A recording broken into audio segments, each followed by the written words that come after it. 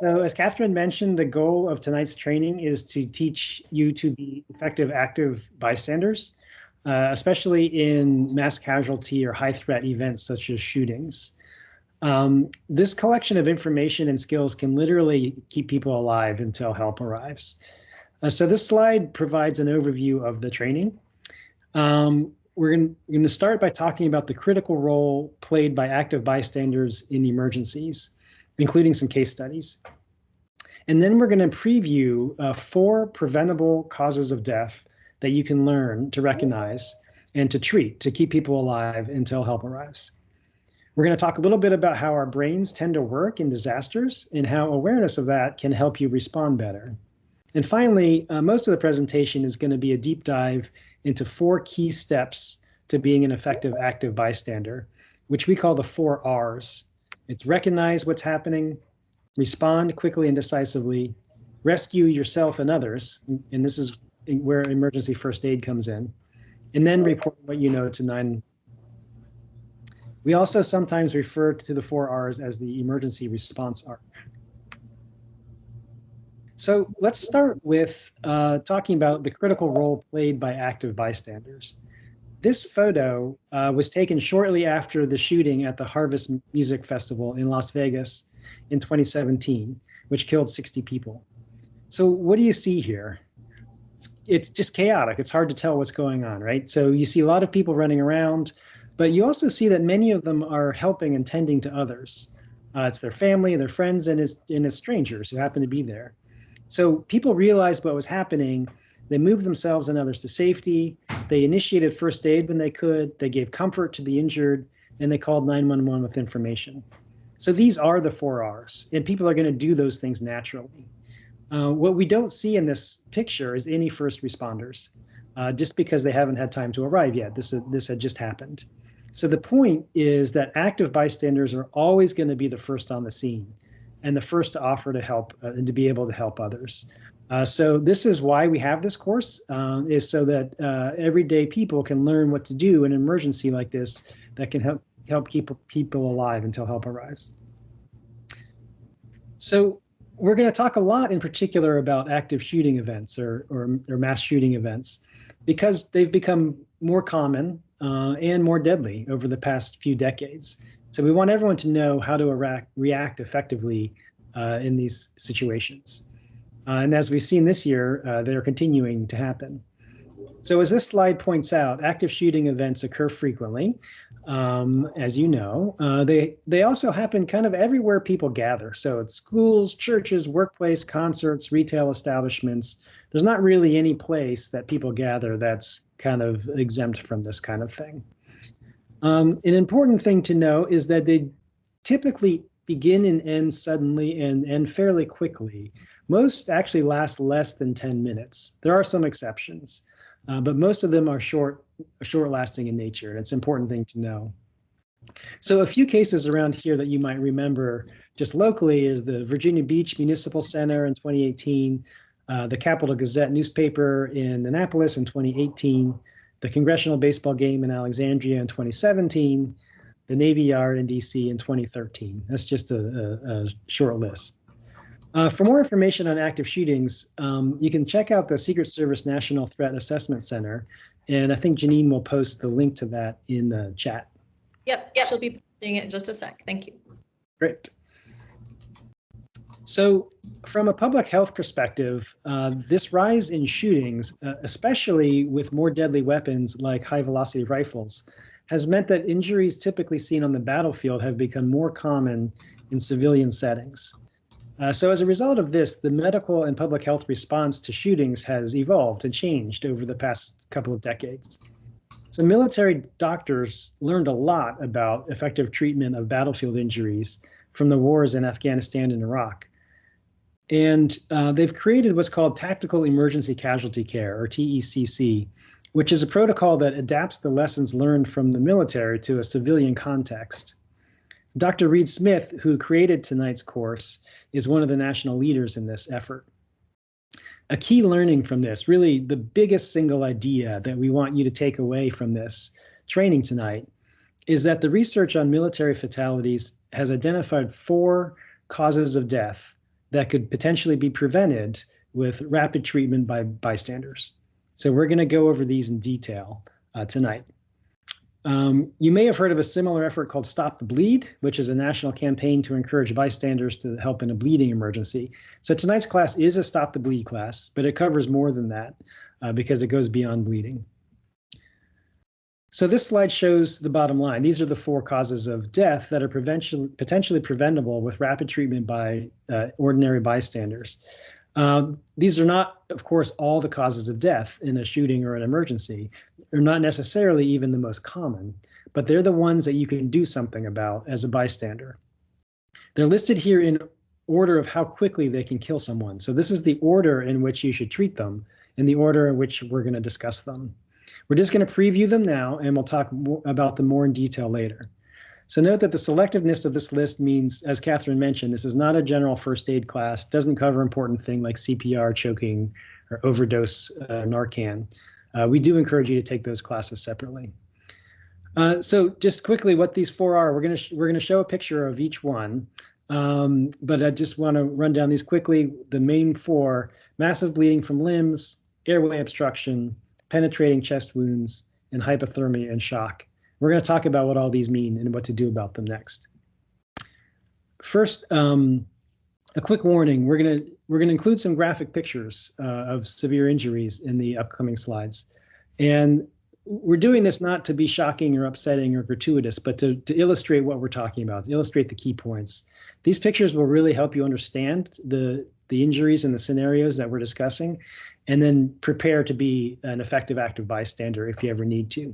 But we're always going to try to give you a warning with those when those pictures come up, so you can prepare yourself or look away if you'd rather. So the next slide is a graphic image of severe bleeding. So what this is a frame grab from a video of an amateur bullfight in Nicaragua. The bull gored the man's right arm, injuring a major blood vessel, perhaps the brachial vein. Blood is just pouring out in a steady stream, as you can see at the bottom of the picture. That needs to be stopped right away to save his life. At this rate, he could bleed out in a few minutes.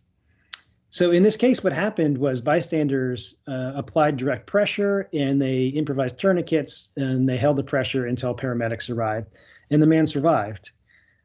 The point of this picture is that severe bleeding from arms, legs, and the junctional areas where they connect to the body, this is the fastest preventable cause of death and needs to be treated first because bleeding out can happen very quickly.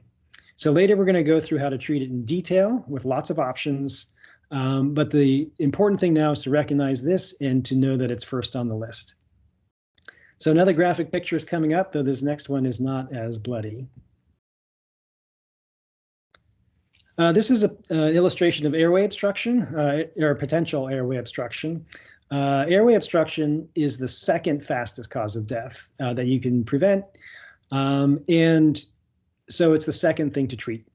The key to this is just knowing about it because it may not be obvious or visible. So in this picture, you see someone unconscious lying on her back on the floor. The saliva suggests that this could be an overdose or some other type of poisoning. The point of this is that an unconscious person should never be left on their back because the tongue can slide back and block the airway, or vomit or blood or other fluids can pool and block the airway, which causes asphyxiation.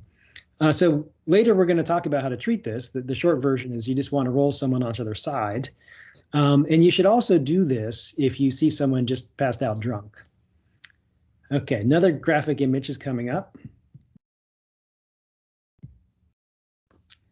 This is an illustration of a penetrating chest injury, a bullet wound in the chest in this case. And this is the third fastest potential cause of death that a bystander can do something about.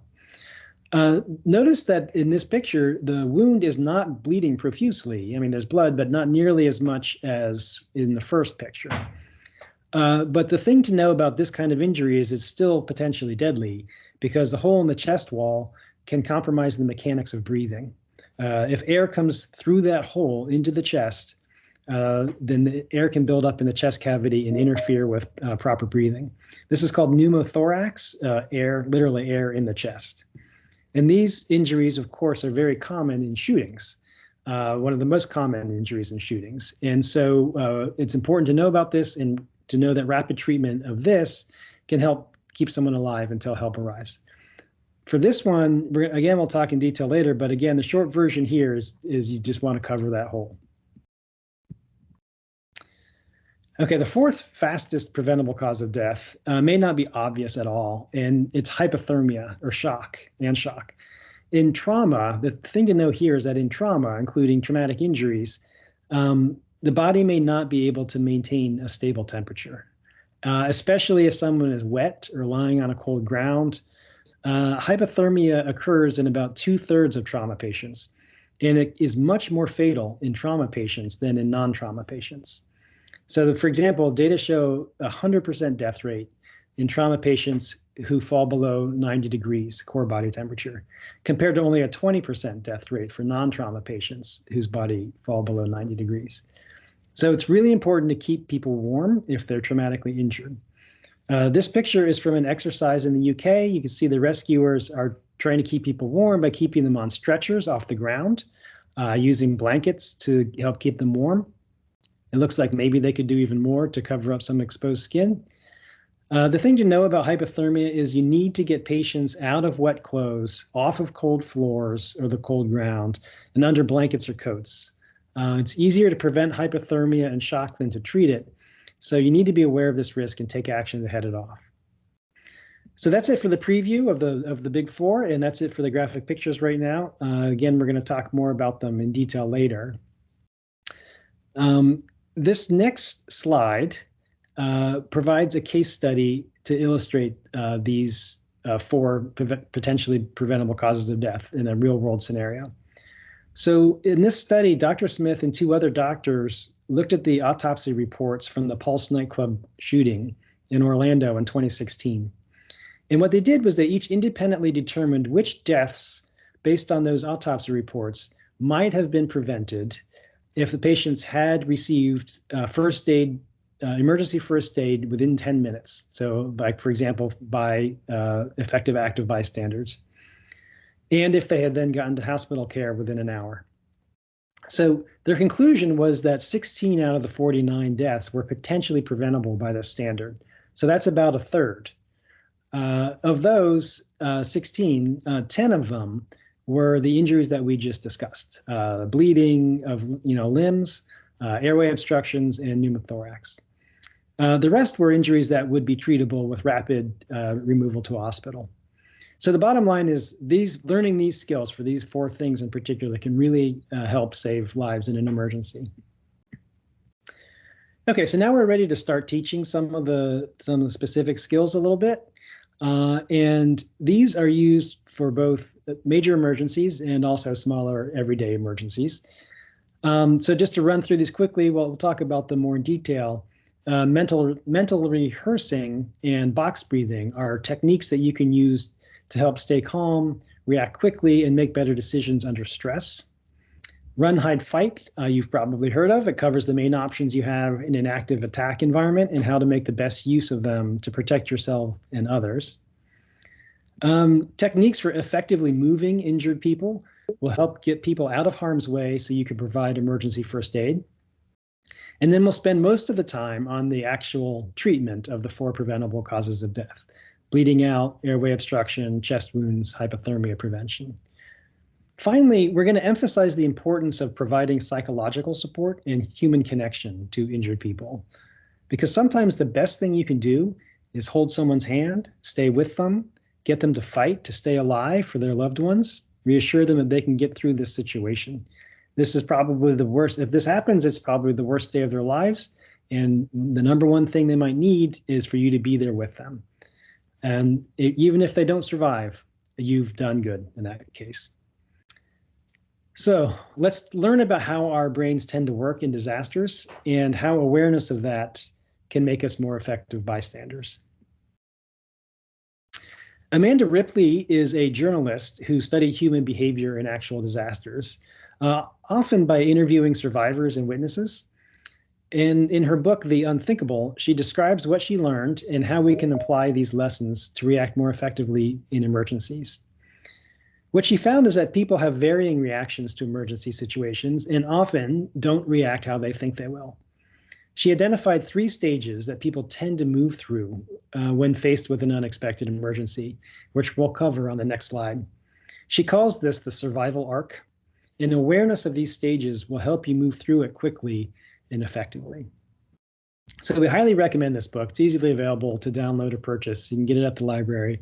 We also recommend her presentation on the FEMA Prep Talk website, and I think Janine can post the link to that webinar with Amanda Ripley. So the survival arc, there are 3 stages to the survival arc: denial, deliberation, and the decisive moment. The trick is to move through the first 2 quickly and get to the 3rd one. So denial is, as you probably can guess, it's not immediately recognizing an emergency for what it is.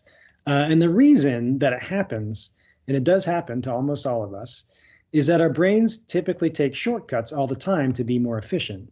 And one shortcut is to assume that the current situation will follow past patterns that we've experienced. This is called normalcy bias, and it usually serves us quite well. But it could be a problem if we're too wedded to it, and it can slow us down to understanding an unexpected event. So for an example is, I thought it was firecrackers is very common, almost universal to hear after an unexpected shooting, because most people aren't used to hearing gunshots, and their brains automatically connect the sounds to things that they've heard more often. In the deliberation phase, you recognize that there's a problem, but you don't really know what to do about it. And this can be the most, one of the biggest, most deadly phases. This is where fear can kick in, and that can be debilitating. So some people just freeze. It's very common just to freeze. Sometimes they mill about, kind of looking around for more information or methodically gathering their things. Often they look to others to compare info or discuss or debate, or just to see what other people are doing. The problem with this stage is that all of this can take more time than you have to escape in a real emergency. The final stage is when you actually decide to take action, and once you do, this can help others take action as well. So this is where you want to get. Awareness of these stages can help you move through them quickly. Mentally rehearsing and practicing them will help even more. In the next slide, we'll look at a case study, and warning that this is a graphic image. So this is an illustration, a picture from the Beverly Hills Supper Club fire in 1977. This fire was in Kentucky. It's a major example of how the time it takes to move through the survival arc can really be deadly. 165 people died, over 200 were injured in this. A major reason for the high death count on this event was things that seem almost unthinkable by today's standards. There was a lack of smoke detectors. There were no sprinklers. There were no fire alarms. There's a small number of accessible exits that were hard to find. All those things are going to be better now, but the point of it is those things meant that people didn't have enough time to work through their survival arc.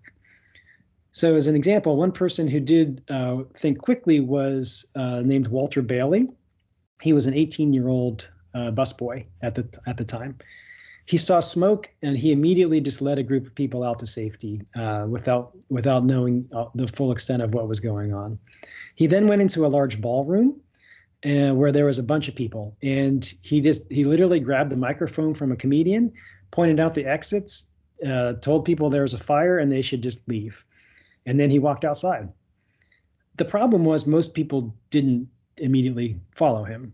Maybe they didn't really know what to make of this unexpected event. They were waiting to hear more information or confirmation. They were waiting to hear if this was real. But the problem was very soon after he left, heavy smoke just poured into that room, and it quickly became impossible for everyone to get up and get out. So responders found about 130 bodies piled up at the doors, and some were still sitting at their tables. That's how quickly this event unfolded. So studies have shown that people are less likely to take immediate action if there are other people around watching. This is a critical idea and something that you need to be aware of and be able to break through it yourself and to help other people break through it, because the time it takes to decide what to do in an emergency can be deadly. Okay, the next slide is another case study and contains a particularly graphic image. So this picture is from the Boston Marathon in 2013, the bombing. And this is another case where moving quickly through the survival arc helped save lives. 3 people were killed by those bombs and 264 injured, with at least 14 facing traumatic or surgical amputations as a result. This was a major event, of course, is the marathon, and so there's lots of emergency personnel already on scene. But even so, the severity of the injuries and the number of the injured exceeded the capacity of the professionals to immediately respond to everybody. So it was important that bystanders jumped in to help. The medical response was also complicated by bags left as people fled because, as you probably know, the bombs were in bags, and so the police had to make sure none of those bags left behind were additional bombs. That made quick bystander response even more important. The example here of a bystander moving quickly through the survival arc and really helping is the man in the cowboy hat whose name is Carlos Arredondo. What he did was he saw that Jeff Bauman, who's there in the wheelchair, was very critically injured lying on the ground. He pulled Jeff Bauman up into the wheelchair and helped get him to an ambulance quickly. Bauman survived and later helped ID one of the bombers. So that's an example of getting quickly through the survival arc. So what can you do to help speed movement through the survival arc in an emergency? So just being aware of this is a great first step. But the thing that makes the biggest difference is actual practice. So the quote from Amanda Ripley is, "The best way to get the brain to perform under extreme stress is to repeatedly run it through rehearsals beforehand." And the reason that repeatedly practicing something helps is that it literally strengthens the related neural networks in your brain so that each time you do it, it gets quicker and easier. The goal is to be able to do it without thinking about it, which is what people tend to mean when they call something muscle memory. So repeatedly rehearse things. So an example is identifying all your exits when you go into in some kind of building, or what you would do in the case of a fire or a shooting or a tornado or earthquake or any kind of emergency. It's important because trying to figure that out in real time is really hard when you're under severe stress. So it's helpful to know in advance what can happen to your brain and body under severe stress. And what's actually happening is kind of shown on this slide.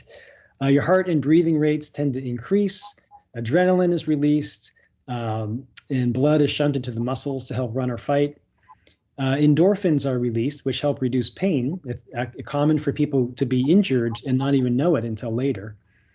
And the various senses can be either sharpened or blunted, depending on what your brain decides you need most in the moment. And this is all outside of your conscious control. So for example, people may experience tunnel vision and only see what's directly in front of them, or sometimes time may seem to slow down. And things seem to go in slow motion. Some of these may seem like superpowers, but what tends to happen is if you do gain some extraordinary abilities, you tend to lose others. So for example, fine motor control tends to decrease with a high amount of adrenaline because your hands tend to shake.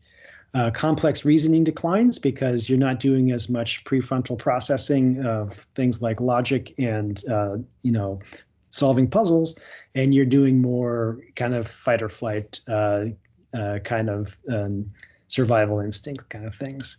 These are natural, normal, almost universal responses. Understanding these will help you respond faster and more effectively, and practicing effective responses will really make a big difference. This slide, this next slide kind of plots these things in terms of like a heart rate. And the way to think about this is an optimal range for taking emergency physical action is something like the orange range there, where your heart rate is elevated, but not elevated too high. At very high heart rates, skills begin to deteriorate and you're actually less able to take effective action. The problem is you can't directly control your heart rate to keep it in the orange zone. And in a real emergency, your heart rate might shoot right into the red zone. But there's some good news here, and that is there is one thing that you can control, we can all control, that will in turn affect our heart rate. And now's a good time for me to take a bit of a break talking and ask you to type into chat if you can guess what it is that you can control that will affect your heart rate. And I'll give you a hint. Every yoga and meditation class that you take will talk about this. Breathing. Breathing. Yes. Got Absolutely. several people. Everybody's jumping in here. Everybody's jumping in here. Great. That's excellent to hear. Yes, breathing is the one thing that we consciously control that in turn will affect our heart rate. When you slow our breathing, it will slow our heart rate. So this is the tool that you can use in a real emergency to help maintain your heart rate. So on the next slide, we're going to talk about one specific way to do this, which is called box breathing. And it's a great way to do this. It will allow you to stay calm enough to think and move effectively. So box breathing is a kind of simple version. There's lots of different breathing techniques, but this is a simple one that is widely used in fire and EMS training and law enforcement and military training to teach people how to control their breathing to regulate their heart rate in order to stay calm and focused during stressful situations. The way it works is you breathe in through your nose for a count of 4 seconds, and then you hold it for 4 seconds. Then you breathe out through your mouth through a count of 4 seconds and hold for 4 seconds. And then just repeat as much as needed. It's an important skill, useful also in everyday life, just if you're stressed out by being stuck in traffic or arguing with your kids or something like that. So let's practice it. I'm just going to count it out loud, and let's do this twice so you get to see what it's like. And then I suggest you practice it on your own. So here's how it works. I'm going to count it out. You breathe in for a count of 4. So breathe in, 2, 3, 4, hold, 2, 3, 4, breathe out, 2, 3, 4, hold, 2, 3, 4, breathe in, 2, 3, 4, hold, 2, 3, 4, breathe out, 2, 3, 4, hold, 2, 3, 4. So again, you can practice this on your own, work on slowing it down if you'd like, make it a part of your life. Hopefully you're already a little bit more relaxed. So these are all important ideas that can help save your life and others in an emergency. So we're just gonna run through the takeaway ideas here quickly. Your autonomic responses will affect you, and they may not affect you in the way you think they will. So you need to be prepared for that. Yeah. If I could interrupt for a moment, we've got a question in chat. Suppose things are so out of control that you just can't control your breathing. Does that happen? Can that happen? Well, I mean, yes, anything can happen, right? Like if you are hyperventilating, if you know your heart rate is way up there. Yeah, I mean holding your breath for 4 seconds is a great way to try and get back control from hyperventilating. And if your heart is racing, you know, it's true that you have to remember to do this. And so maybe you won't remember right away, but hopefully if you practice this, you'll be more likely to remember it in an actual emergency. And you'll say, oh, wait a minute, my heart is really racing. I'm panicking. What do? I'm gonna box breathe for a couple seconds, and then I will be able to decide what to do next. That's what I would recommend. All right, thanks. Yeah. So understanding the survival arc, practicing again, all these kinds of things, such as box breathing and rehearsing what you would do in an emergency, practicing looking for exits. Those are things that are going to help. So any other questions about any of this before we move on to the next topic?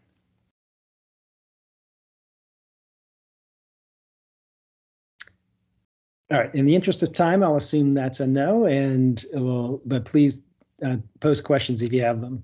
So we're going to shift gears a little bit and start to work through the 4R's. So we're going to start with the first one, recognizing situations. Always seems easy after the fact when you read about it in the newspaper, but it's not so obvious necessarily in the moment. And the following video is going to be an illustration of that. It's going to challenge you to pay attention to specific actions to see what you recognize. So let's take a look. And remember, if your video freezes, that happens sometimes, you can just log out and back into the session.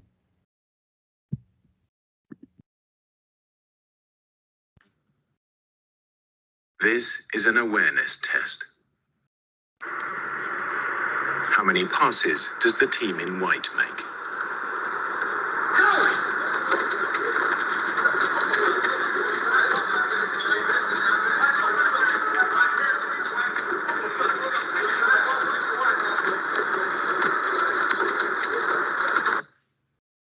The answer is 13. But did you see the moonwalking bear?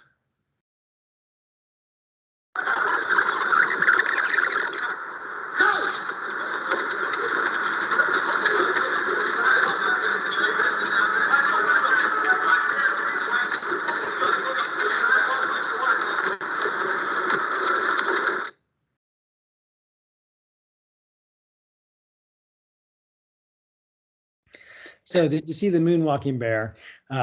Go ahead and type yes or no in chat. Don't be discouraged if you didn't see the moonwalking bear. I certainly didn't see it the first time. So the point of this is that it's totally normal for our brains to tune out things that are going on in the background. In fact, it's actually important that our brains do that for us, or we'd always be overwhelmed with data. But we do need to recognize the implications this has for our ability to recognize threats. So we're going to talk a little bit about situational awareness and some ways you can use your senses to recognize things. And you may also want to visit some online sources for identifying signs of a threat brewing over time, a little bit different. So a threat brewing over time in a work, school, or social context. There's two good sources for this. There's one is the Secret Service National Threat Assessment Center that we mentioned previously. Another is called sandyhookpromise.org. And Janine can post the links to those into the chat in case any of you would like to check them out. They're also on our website. Okay, so here's another case study. This is another nightclub fire. And you may remember this one. It happened in Rhode Island in 2003 at the Station nightclub in Rhode Island. So we use this as an illustration of the connection between recognizing a threat and responding quickly. In this case, what happened was the fire started when a pyrotechnic display on stage ignited acoustic foam, as shown kind of at the right in this illustration. And afterwards, survivors said that at first, people thought it was part of the show. It was a pyrotechnic display. They didn't realize that it was a serious threat until it was too late. So the thing to know is that in a fire, the main event is usually the smoke. The smoke very quickly reduces visibility to zero. It blocks out the exit signs. It makes your eyes squeeze shut involuntarily, and it kills you fast because it's got a bunch of toxic chemicals in it. So finding a way out of an unfamiliar crowded space in those conditions is just extremely difficult if you don't have some kind of plan. So in this fire, the only exit most people knew about was the way they came in. And so if you look at the front of the picture where it says entrance there and those orange dots, there's 31 bodies that were found piled up in the hallway near that entrance because that's where people were trying to get out. They knew about it because that's how they came in. But the real tragedy was there were other exits that were available through there's a stage exit that was not at all obvious there on the right. But there was also exits through the kitchen and through the main bar on the left.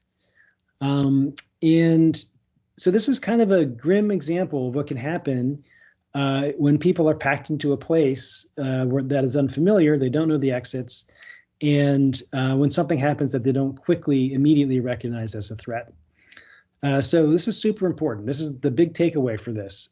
For you and your loved ones and all your friends for the rest of your lives, wherever you are, always identify multiple exits and always think about how you're going to get out in an emergency if you only have a few seconds to do so. So this wraps up the first R, which is recognize. In an emergency, you need to recognize what's occurring. You need to try and maintain your awareness and react effectively. You want to use all your senses to try and be aware of the hazards like smoke, fire, people running, attackers or power lines down, all the things that could be hazards. Use your sense of smell, your sense of hearing, and figure out where the dangers are. relative to you so you can get out effectively.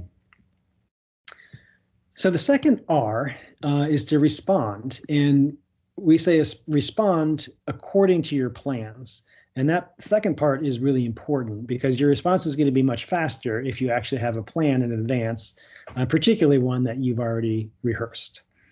Otherwise, you're prone to be frozen with indecision or fear, and that can be deadly.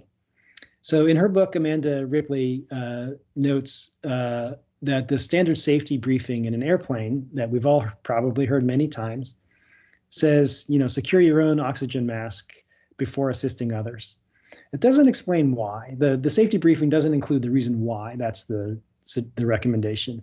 The reason is that in the event of a sudden total decompression at 30,000 feet, you might only have 10 or 15 seconds to get that mask on before you lose consciousness. And so the point is you need to have a plan, even if it's just when the mask drops, you put it on without thinking about it. Rather than looking around to other people, asking what's going on, trying to figure it out, by the time you figure something out, it might be too late. So the plan is you put the mask on as soon as it comes down. And when you go into a building, the plan is, I learned where all my exits are. If I see smoke or fire over there, I'm going to go out that exit, and vice versa. If it's on that side, I'm going to go out the other exit. Simple plan like that can make all the difference. Okay. Again, you can make emergency plans like that for any place that you are. And also, of course, your common places like home, work, school, assuming, in a world where we're all going to those places regularly. So one practice that Dr. Smith recommends is what he calls Exit Route Tuesdays. The idea is that you take every Tuesday to do a different route out of your building, different than the way you came in. So you don't just always follow the same path like we typically do. We always tend to park in the same parking spot or drive or walk up the same stairs or take the same elevator and take the same route to our office or our school or whatever. What you want to do is shake it up. Learn different ways, go different ways, go on different floors, take different exit stairwells, take different elevators, so that in an emergency, you'll be familiar with those things without having to try and figure them out in real time.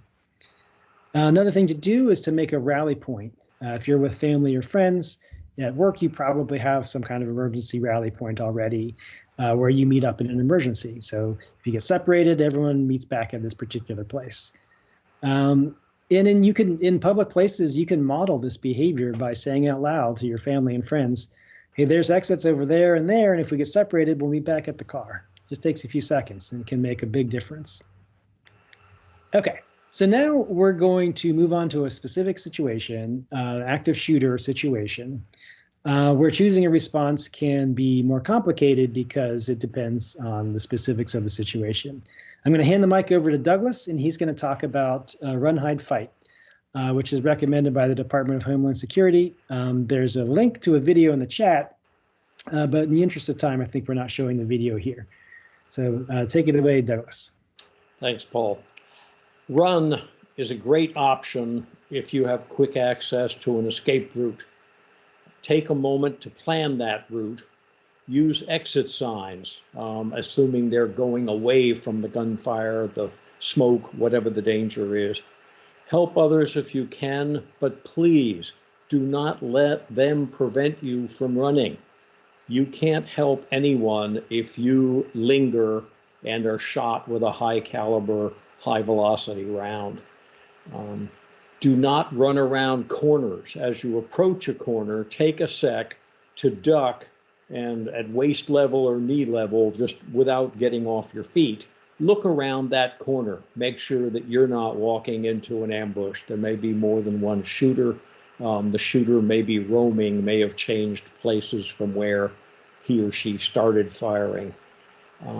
Exit when you are able to exit with your hands empty and raised, and keep them that way. Keep running until you're clear of the danger or you're told by someone outside to stop. When you encounter first responders, continue to keep your hands raised and empty. This helps them do their job and focus not on you, but on any subsequent danger. Responders, remember, need to corral us. They need to identify everyone under watch and know that we're not a threat from behind their lines. Do not take that personally. They have no way of knowing who we are. Next slide, please. If run is not practical, or if your run is interrupted, then hide. Remember, it's run or hide or fight, but only do one at a time. So now if we have to hide because running has not worked out or was never an option, hide means much more than duck under a desk. Not going to fool anyone. That was for grade school. Lock the doors if you can get a separate room, or barricade the doors with furniture, boxes, whatever's at hand, especially weighty objects. Xerox paper weighs a ton. Bind a door closure mechanism with a belt or purse strap, as you see in the upper right. If you can prevent the arms from widening, you can prevent the door from opening much more than a crack. Line up along a wall and stay out of sight. This will avoid shots fired through the door, even through a door with no window. The shooter might just take a second to put some rounds through that door. Turn off any lights. Be sure everyone has muted their phones. And now, importantly, get ready. Have in your hand, anything that you could use as a weapon if you had to. Because fight is the next option. If the threat is upon you, when fight is your only option, act aggressively, commit to your actions, commit to your own survival and that of the people around you. Attack immediately, decisively, violently. This is the end game. You want to be the winner of the match. Use any weapon you have, the heaviest or longest or sharpest, whatever your instinct tells you you could use effectively. All of those are good weapons that they have in their hands. It's all a good start. There may be other things, but keep a second weapon in mind in case something is pulled from your hand or rendered ineffective in some other way. Exploit the element of surprise, otherwise it evaporates. The first person to attack is most likely the person who's going to carry the day. Along the lines of immediately, decisively, violently, when you attack the eyes, the throat, the groin. Again, we're seeking to end this match. Be ready to exploit any firearm jams or reloads. Those may happen to the shooter. It gives you a double opening to strike more than once. Fight until you're sure that the threat is neutralized. There are no half measures here. Then, when you've dealt with that person, check whether that was the sole threat, reassess, and then again, run or hide. Is it better to continue looking for that route out? Was it working out okay? Or should you recompartmentalize yourselves in that or another room? Please post on chat any questions you may have about run, hide, fight. Not a simple subject, but it is straightforward once you've thought it through and made it part of your instinctive reactions. This is not everyday life, and these aren't everyday solutions. Looking beyond that to rescue, yes, as Jim said, and hope it's not a cop coming toward to save you. But if you run from law enforcement, you'll be okay because they will warn you before they use weapons. Anyway, recognize, again, our 4R's. After recognize and respond, we rescue. Before you can help anyone else, we need to, on slide 39, you have to If you're exposed to the risk, you can't help anyone else. It's the same thing as in run. You need to move yourself and a possible patient out of danger. So whether the option is run or hide, keep considering changes and be ready to move again as needed. And next, we'll look at how to move injured people. To move others to safety, use all the aids and help you can get. Try to do it in teams if you have enough person power, as it were. If someone seems frozen with fear, encourage them to move to safety on their own. Sometimes just a hand outreached is enough to convince someone that you're worth following.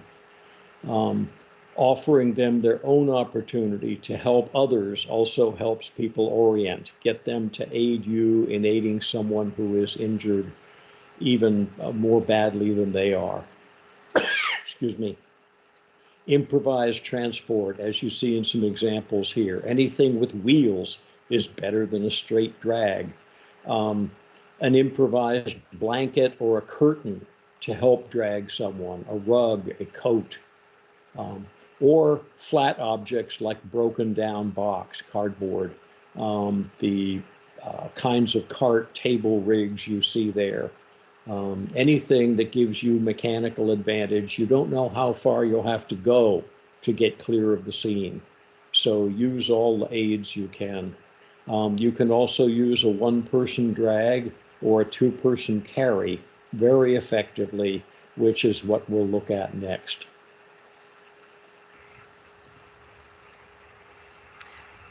Great, thanks, Douglas. So these pictures show a one-person drag on the left and a two-person carry on the right. These are fast and efficient techniques for moving people using proper body mechanics. So it's a good thing to learn and practice. We're going to show videos next that illustrate exactly how these work. But I want to point out a few key concepts to focus on when you watch the videos.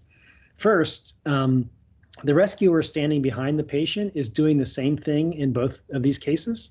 What they do is they are pressing the patient really tightly up against their own body, and they're crossing the patient's arms, reaching under their arms, and then grabbing the opposite wrists, meaning if you're the rescuer, you're going to grab the patient's right wrist with your left hand and vice versa. And the reason you do that is it gives you much better grip, much more solid grip that is less likely to slip as you're carrying the weight. And then when you stand up, you got to keep your back straight, lift with your legs. You don't want to hurt yourself. And if in the one-person drag, a nice trick is if you cross the ankles as shown in that picture, then it reduces friction if you have time to do that. If you don't have time to do that, then you don't worry about that. You just drag them. In the two-person carry, again, the one in back is doing the same thing. The one in front is the really important thing is they're going to lift the patient under the knees, not under their ankles. Because sometimes people tend to lift under the ankles, and that will cause the middle of the body to just sag down so much that it's not an efficient way to carry. So if you lift under the knees, it's a much more efficient way to carry that weight. So these techniques use the proper mechanics, and we're going to show some videos so you can see them kind of in action. So first thing I want to do, right, is close his legs and cross them. Because when I'm dragging him, I don't want 2 points of friction. I want 1 point of friction. It's going to make it easier on me. Next thing I'm going to do is cross the arms. Now, at this point, I'm a little winded, all right, as you should be because your adrenaline's going. So just take a second, prop them up, use your thigh here to keep them propped up, gather your thoughts, take a second to catch your breath. Now I'm going to reach in, under, right, and it's important to note that I'm grabbing, my right hand is grabbing his left wrist. My left hand is grabbing his right wrist. Very, very important that you grab the opposite wrists. Most of the time, some people, they just want to go like this. They want to grab their own wrist like this. and it slips. With all that weight put on there, your grip will slip right here. Especially once you start sweating, forget about it. So you have the highest chance to keep the hold by grabbing their wrists. Just like that. At this point, I'm now going to situate myself, proper body mechanics, right? Keep my back straight because I don't want to throw my back out. I'm going to lift with my legs straight up. Now at this point, I can drag him.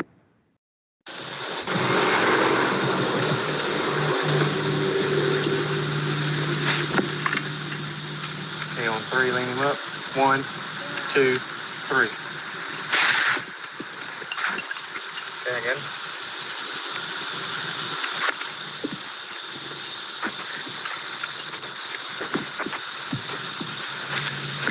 Okay, on 3, stand him up. 1, 2, 3.